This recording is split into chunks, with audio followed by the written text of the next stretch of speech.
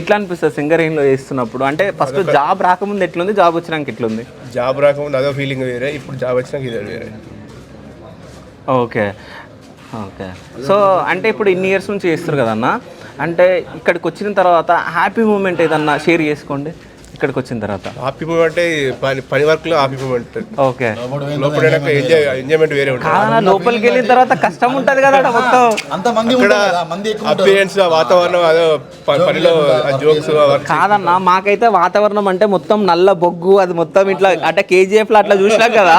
So అదే విషయం ఏంటంటే వర్క్ చేయడం వలన వర్క్ ఉన్న ఫీలింగ్ తోటి మాటలతోటి ఎక్కువ టైం పాస్ అవుతుంది. ఓకే. కూడా బాగుంటుంది. ఏర్పడి లోడ్ పడకుండా బాగానే ఉంటుంది.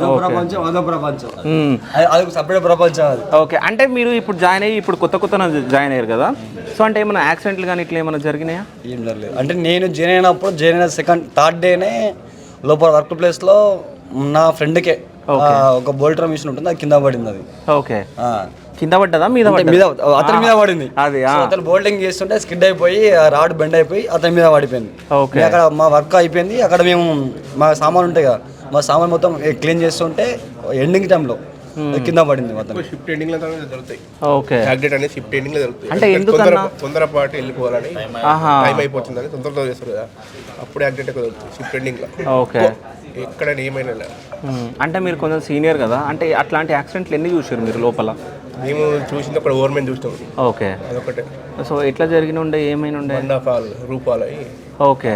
షిఫ్ట్ ఎండింగ్ లో రూపాలై చనిపోయాడు. సో మొత్తము ఎంతమంది చనిపోయిన ఉన్నప్పుడు? ఒక్కడే. ఓకే అన్న. ఓవర్మెన్. ఓకే. అంటే అట్లాంటివి ఎందుకు జరుగుతాయి అన్న? అంటే రూపు సిపిఎస్ వాటర్ వస్తాయి, రూపు ఓకే లూజ్ ఉండి అది మళ్ళీ పోసి దెబ్బలకు డెడ్ ఎండింగ్ ఉంది. ఓకే. దెబ్బలకు అది ఓకే. అంటే నేను కొన్ని వీడియోస్ చూడడం జరిగింది, అంటే మనకి ముందే తెలుస్తుంది కదా అది పడిపోతుంది అని చెప్పేసి సంథింగ్ ఏదో బేస్ లాంటివి మీరు ఏదో పెడుతున్నారు కదా, దిమ్మలు పెడతారు. ఓకే. అంటే ఆ దిమ్మలు ఆపుతాయి లోడ్ తెలిసిపోతుంది, దిమ్మ లోడ్ పడ్డా కొట్టి బెండ్ అవుతా అంటాడు. ఓకే.